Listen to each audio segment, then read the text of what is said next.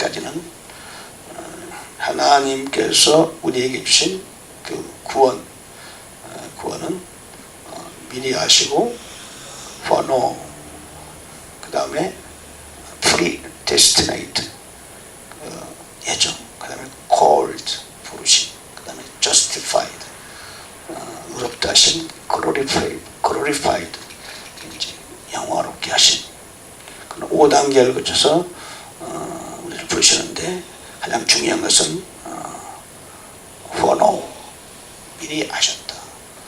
칼빈을 신봉하는 사람들은 예정, 창세 전에 우리를 무조건 하나님의 은혜에 따라 택하셨다. 근데 로마서 8장에는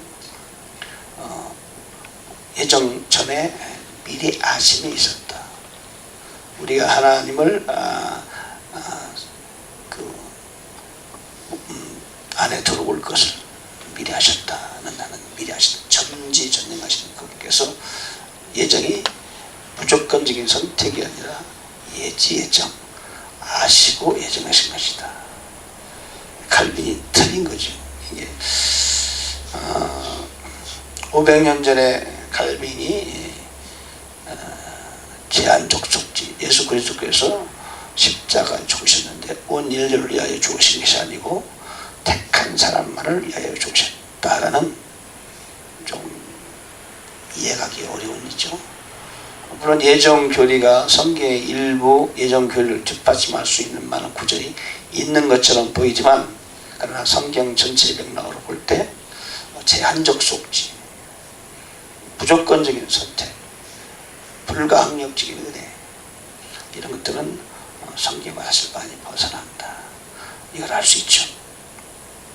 그리고 이제는 9장에서 이스라엘 백성에 관하여 말하고 있는 것입니다. 이스라엘 백성과 이방인, 그러니까 이스라엘 백성에게 임했던 하나님의 은혜가 이방인들에게도 임하게 된다는 그런 내용이 이제 여기서 말하고 있는 건데, 1절 볼까요? 내가 그리스도 안에서 진실을 말하고 거짓말을 하지 아니하는다.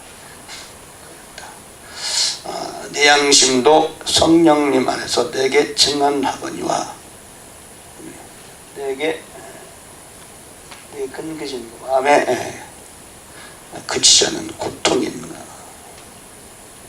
것을 성령 안에서 1절과 증거한다 말했죠. 내게는 마음속에 큰 근심이 있고 계속해서 슬픔이 있다. 내게는 큰 근심이 있고 마음에 그치지 않는 고통이 있는 것을 내 양심의 성령 안에서 다발적으로 증거한다.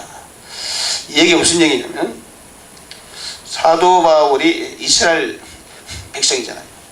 그러니까 유대인이란 말이죠. 근데 복음이 유대에서 이방인으로 넘어간 상태, 이미 사도 바울이 로마서를 쓸 때는 12사도를 중심으로 한 복음이 예루살렘에서 이스라엘을 유대 땅을 벗어나서 유럽으로, 소아시아로 이렇게 복음이 이제 전달된 상태. 그러니까 복음이 유대인으로부터 이방인들에게 넘어가고 있는 그런 상태. 슬픔이 있다는 게 뭐냐면은, 유대인들이 임했던 하나님의 약속, 은혜가 이방인들에게 넘어간다, 그 얘기죠. 나중에 쭉 나옵니다. 나의 형제 고륙의, 나의 형제 고륙의 친척을 위하여 내 자신이 주되어 그리스도에게서 끊어질지라도 원하는 바로라. 내 친족, 이스라엘 백성을 말하는 거죠. 왜냐하면 사도 바울도 이스라엘 사람이란 말이에요. 네, 자기 동족들이 후원받기를 원한다, 이런 뜻이죠. 모세도 그렇게 기도한 적이 있었죠. 하나님이 이스라엘을 버리겠다, 그리고 다른 민족을 다시 택하겠다 했을 때 모세가 하나님께 간절히 부르친 적이 있었죠. 비슷한 그런 민족을 사랑하는 마음이 사도 바울에 있었는데, 개혁성경에 보면은 나의 형제 고륙 친척을 위하여 내 자신이 저주를 받아 그리스도에게서 끊어질지라도 원하는 바로다. 이렇게 말하는 사실 번역이 잘못된 거예요. 육체에 따른 내 형제 내 친척을 위해서라면 차라리 내 자신이 그리스도로부터 저주받기를 바랄 수도 있으리니. 원문은 이래요. 상식적으로 생각해 보세요. 내가 아무리 애국자를 할지라도, 내가 그리스도에게서 끊어질지라도, 저주를 받아 끊어질지라도 원한다, 이렇게 말할 수 있어요? 말할 수 있으면 상식적으로 말이 안 맞는 얘기 아니에요.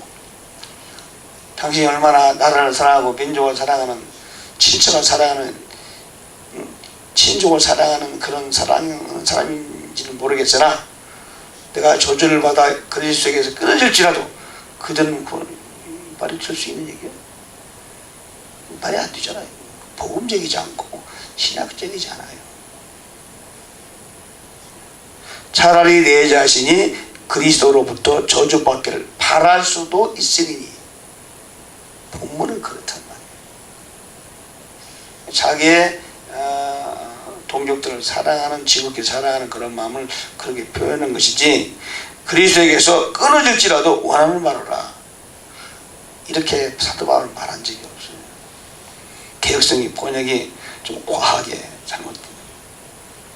4절, 그들은 누구다? 이스라엘 사람이라.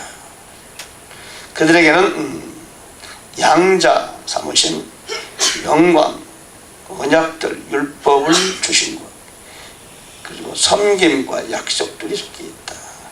예배가 아니고 섬김이에요. 약속들이 있다. 예배로 바꿔놨어요. 구약에는 예배라는 게 사실 없죠. 제사지.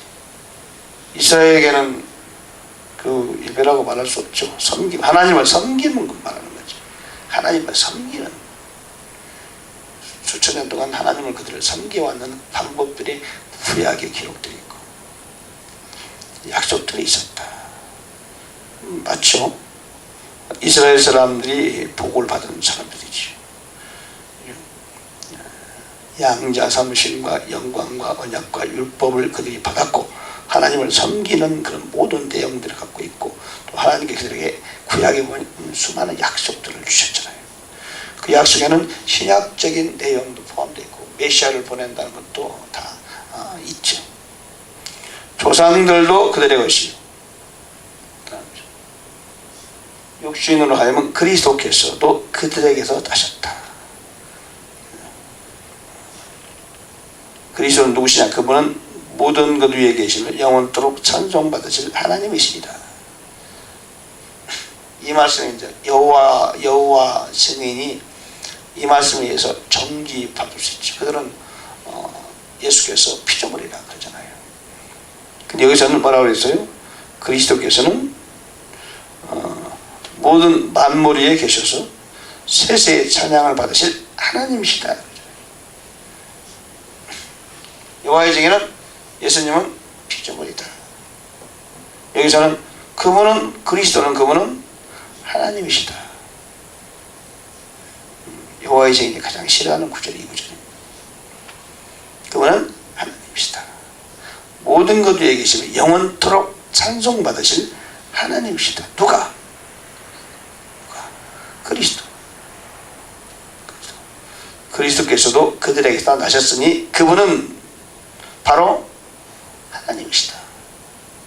그런 얘기죠. 하나님께서 육신을 입고 오신 분이 그리스도다. 그런 얘기죠.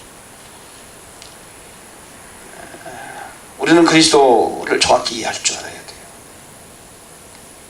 기독교는 뭐냐? 그리스도교인데 그리스도는 누구냐? 그분은 하나님이시다. 하나님이실 때 눈에 보이는 하나님이시다. 그걸 정확히 이해할 수 있어야 돼요. 눈에 보이는 하나님이시다. 하나님이 육신을 입은 상태가 그리스도. 우리는 그것을 확실히 알아야 돼요. 과학적으로는 이해가 되지 않지. 그래서 영이 없는, 하나님의 영, 성령이 없는 사람들은 이해할 수가 없는 거예요. 어떻게 하나님이 육신을 입고 오신 분이 그리스도고 그분이 하나님이고 그분이 그리스도인가? 이해가 안 돼요. 그러니까 피조물이다, 이렇게 말하는 거예요. 이단이 저는 이유는 하나님의 영이 없으니까 자꾸 엉뚱한 소리 하는 거예요. 목사가 엉뚱한 소리 하는 거예요. 성도들이 성경을 잘 해석을 못하는 이유는 하나님의 영이 없어서 그래요.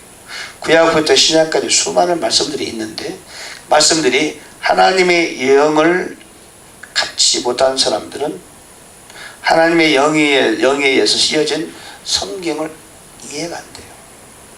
이해가. 그래서 그냥 학문적으로 이해하는 거예요. 숨겨진 영적 이해를 할 수가 없어요. 그러다 보니까 성경은 영의 책인데 과학적으로, 이성적으로, 학문적으로 성경을 이해하다 보니까 성경이 이해가 안 되는 부분이 너무 많아. 해석이 안 되는 거예요. 그러니까 성경을 번역한 분들이 성경을 때로는 바꿔놓기도 하고 자꾸 엉뚱한 얘기를 하는 거죠. 성경의 진리와 반대되는 그런 얘기들을 자꾸 하는 거예요. 예수님은 피조물이다, 이런 얘기.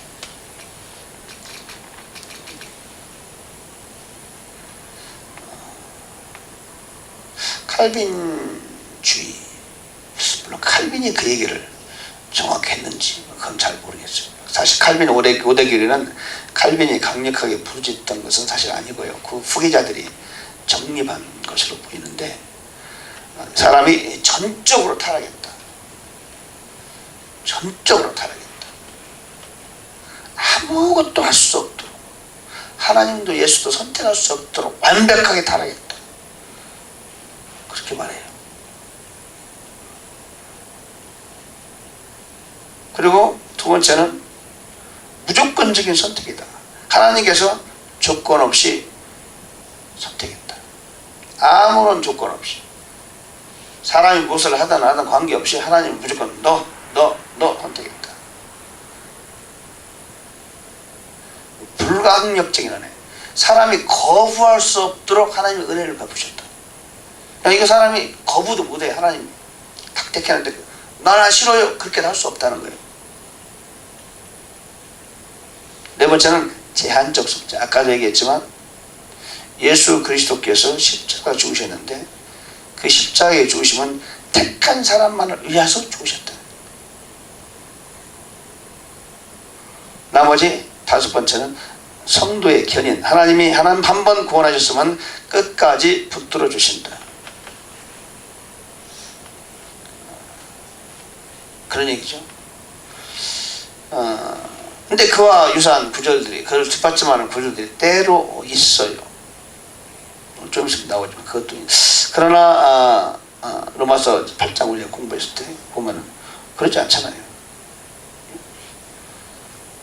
오늘 우리가 예수를 사실 믿잖아요. 실제적으로 우리가 예수를 믿잖아요. 어떤 사람은 그리스도를 선택하지 않음으로써 그들은 지옥 가고, 어떤 사람은 그리스도를 선택함으로써 구원받잖아요. 그죠?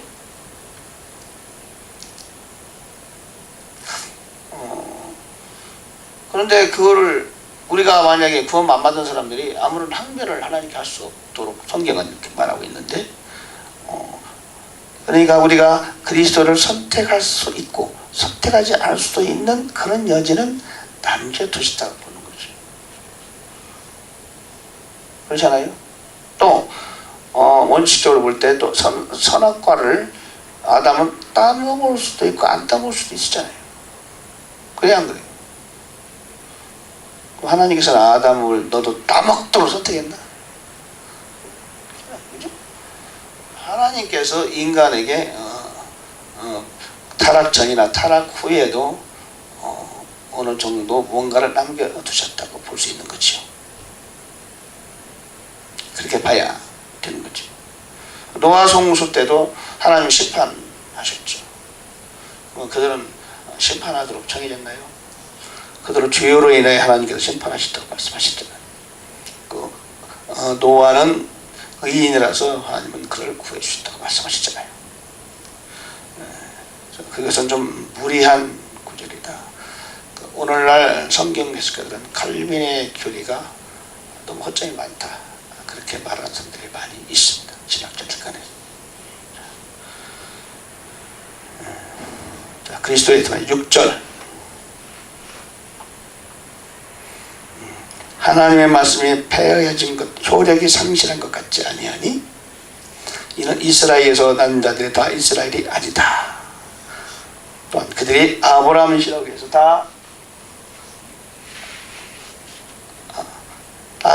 그 아이들은 아니다. 오직 이삭 안에서 내시가 부름을 받으라 하셨으니, 곧 그러니까 육신의 자녀가 하나님의 자녀가 아니라 오직 약속의 자녀가 자녀이시로 여기심을 받았다, 이 말이죠. 지금은 이제 복음이 이방인으로 넘어가는 것을 말하고 있는 거죠, 사도 바울이. 아브라함의 씨는 이삭만 있는 게 아니죠. 이스마엘도 아브라함의 씨지만 약속의 자녀는 이삭이잖아요. 이삭. 약속의 자녀가 있는 거란 말이죠. 사라에게 아들이 있다. 그러니까 제 얘기는 하나님께서 아브라함의 씨가 다 아브라함의 자녀가 아니다, 이런 말을 하는 거죠. 얘기는 이삭의 씨가 아브라함의 약속의 자녀다, 이 말을 하는 거예요. 또 리브가의 아들이 야곱과 에서가 있는데 하나님께서 야곱은 사랑하고 에서는 미워했다, 이 말을 접촉하고 있는 거죠. 형이 동생은 섬길 것이다, 이런 말을 하고 있는 거예요. 이게 무슨 얘기냐면은, 이게 쭉 무슨 얘기를 하냐면은, 하나님께서 신약시대에 예수 그리스도를 통하여 구원을 받을 사람 그들에게 은혜를 베풀어 주신다, 이런 뜻입니다. 25절에 보면은, 내가 내 백성이 아니던 자들을 내 백성이라 부르며 사랑하지 못한 그녀를 사랑받는 자라 부를 것이다, 이런 말이 쭉 나오는 거예요. 27절에 보면은, 이스라엘 자손의 수가 바다 모래 같을지라도 남은 자만 구원을 얻을 것이다. 또는 29절에 한 씨를 남겨둘 것이다. 30절에 보면은,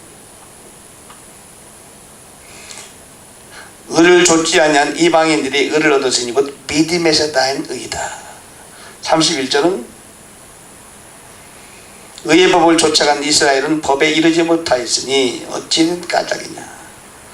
저거는 믿음에 의지하지 않고 행위에 의지했다, 이런 뜻입니다. 그 얘기는 무슨 얘기냐? 하나님께서는 예수 그리스도를 보낼 것인데 율법을 따르는 이스라엘 육체를 따른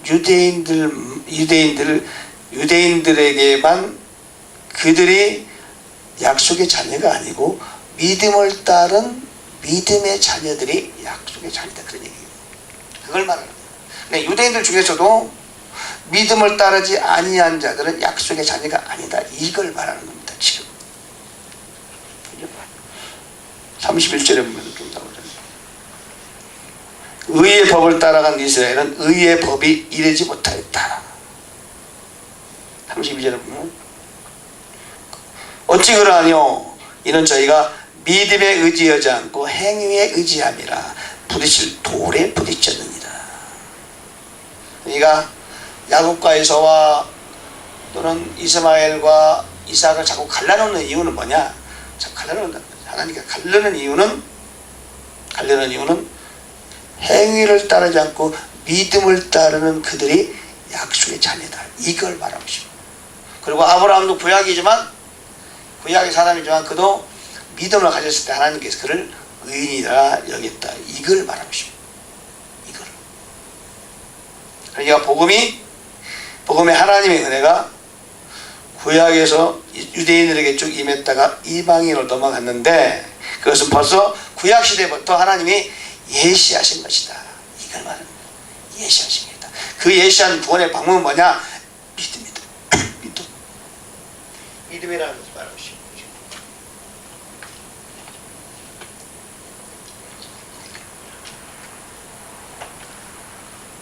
결국 사도 바울이 말하고 싶은 것은 구원을 받는 방법은 믿음에 의한 것이다. 구약에서 아브라함의 아들 이스마엘과 이삭을 얘기했고, 이삭의 아들 야곱과 에서를 자꾸 말하는 것은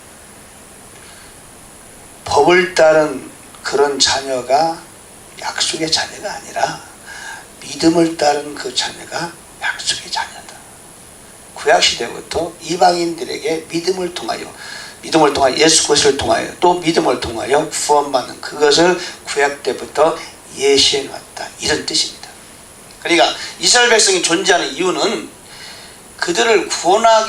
그들만을 율법을 줘서 구원하기 위한 목적이라기보다는 그들을 통하여 믿음의 어떤 그 진리, 그 교훈을 주기 위한 어떤 방편이었다. 이런 뜻입니다. 구약의 모든 이야기는 결국은 예수 그리스도를 통하여 믿음을 통하여 주신 하나님의 은혜에 관하여 말하고자 하는 그것이 목적이 구약에 말하고 있는 것이다 라는 얘기를 하고 있는 거예요. 그러니까 우리는 구약은 신약과 전혀 다른 것이 아닌 거죠. 구약도 사실은 신약을 말하고 있다. 구약도 무언가를 가르치고 있는데 바로 예수 그리스도를 지속적으로 계속해서 가르치고 있는 것이다. 구약의 수많은 사건들, 이스마엘과 이삭의 이야기, 에서와 야곱의 이야기, 기타 구약의 많은 이야기들은 실은 신약의 믿음을 통하여 예수 그리스도를 통하여 구원받는 메시아 그리스도 그분에 관하여 이야기하고 있는 것이다. 그 말을 지금 사도 바울이 말하고 있는 겁니다. 즉 무슨 얘기냐? 유대인에게서부터 하나님의 그 구원의 은혜가 이방인 전 세계 모든 백성에게 넘어갔는데, 그것은 바로 예수 그리스도를 믿는 믿음의 의의를 따라서 구원이 임하게 되었다. 이런 얘기를 지금 하고 있는 거예요. 그죠? 32절 끝나오잖아요. 어찌하며 원문에 보면은 이는 그들의 믿음으로 그것을 구하지 않냐고, 이런 율법의 행위를 되는 것처럼 구하였기 때문이다. 그들은 걸림돌에 걸려 넘어졌다. 구약에 준 많은 율법들도 하나님 그걸 지켜서 구원을 얻으라 이런 뜻이 아니고, 그 율법과 이런 것들을 보면서 하나님께 믿음을 가져야 된다. 이런 것이 많은 제사나 또는 여러 가지 율법의 행위 조항들이 사실 그것을 말하고 있는 것이다. 그래서 다시 말해서 많은 부흥사들이 얘기하잖아요. 손가락으로 가르쳤으면은 해를 가르치는데 해를 봐야 되는데, 구약의 많은 사람들은 손가락을 봤단 말이죠. 손가락은 지금 뭘 가르치기 위해 있는가? 손가락은 어떤 해를 지금 가르치고 있어. 해를 봐야 된단 말이에요. 해를.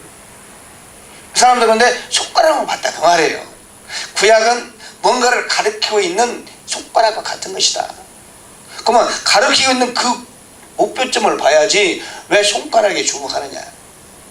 그러니까 예수 그리스도께서 오셨는데 실은 예수 그리스도를 가르치고 있단 말이에요. 구약의 모든 율법과 제사 행위와 이런저런 제사법, 의식법, 모든 법들도, 구약에 있는 모든 성경 이야기도 실은 그것이 가르치고 있는 바는 예수 그리스도라는 말이에요. 복음, 믿음, 예수 그리스도인데 그들은 가르치고 있는 그 자체에 초점을 맞추고 있기 때문에 예수 그리스도가 막상 오셨는데도 불구하고 그를 알아보지 못했다. 심지어 죽이기까지 한 것이다. 그러니까 구약의 하나님의 의도한 바를 그들은 알지 못했다는 뜻이에요. 알지 못했다. 하나님의 의도를 아는 사람이 많지 않았다. 물론 그 서기관 바리새인 중에서도 니고데모나 이런 사람들은 예수를 알아봤죠. 그 중에서도 구원받은 사람이 있었죠. 아리마다 요셉도 그 사람도 신분이 있는 유대인이었지만, 대부분의 많은 사람들은 손가락 자체만 치중하지 손가락에 가리키고 있는 목표점에는 별 관심이 없었다. 이런 얘기를 말하고 있는 겁니다. 사도 바울이 다시 한번 신약에 와서 그 문제를 거론하면서 얘기하고 있는 거예요. 구약과 신약을 걸쳐서 실은 믿음의 일을 통하여 의인이 되는 그에 관하여 말하고 있는 거죠. 왜냐하면 자기는 이스라엘 사람이기 때문에 이스라엘을 사랑하는 그 마음을 갖고 얘기를 함으로써, 그렇죠? 이스라엘 사람들도 이 말씀을 듣고 이해를 하고 이방인들도 그를 이해시키는 그런 장면이 로마서 9장, 10장, 11장까지 계속 나옵니다. 물론 이스라엘은 완전히 하나님 버려지는 것이 아니죠. 이스라엘은 그들의 나름대로 또한 구원의 방편이 있으십니다. 오늘은 또 전도하러 갈 거죠. 열심히 기도하면서 하나님께 의지하고 전도할 때 내 힘으로 하지 않고 성령이 충만하게 역사해 주옵소서. 그렇게 기도하는 활동을 되길 바라고, 또 전도지를 새로 마련했기 때문에 이 전도지 가지고 하나님 저 새로운 우리의 전도 시대가 열리는 거죠. 역사해 주세요. 기도하겠습니다. 바랍니다. 기도하겠습니다. 우리 하나님 아버지, 오늘 로마서 9장을 통하여 다시 한번 하나님의 손길을 경험하게 해주심을 감사합니다. 우리가 매일매일 주께서 맡기시는 사역을 적은 비력이나마 감당하게 도와주시고 주님을 전폭적으로 의지하고 그렇게 하나님의 영광을 위하여 살아가는 우리들 되게 해 주옵소서. 오늘 또한 새로운 전도제를 가지고 전도 현장에 나가 거리를 누리며 소리치며 전도할 터인데, 하나님 우리의 손길에 축복하시고 택한 백성을 보내주셔서 그들이 하나님 우리를 통하여 하나님께 돌아오는 역사가 일어나게 하옵시고, 전도를 방해하는 모든 흑암의 세력들을 주께서 묶어 주옵소서. 이 시간 한 시간 동안 기도할 때 주께서 우리 기도를 도와줄 줄 믿습니다. 기도를 방해하는 모든 잡념과 염려, 걱정과 졸음은 떠나갈지어다. 예수 이름으로 명하노니 이 기도는 잘 될지어다. 감사드렸고 예수님 이름으로 간절히 기도합니다.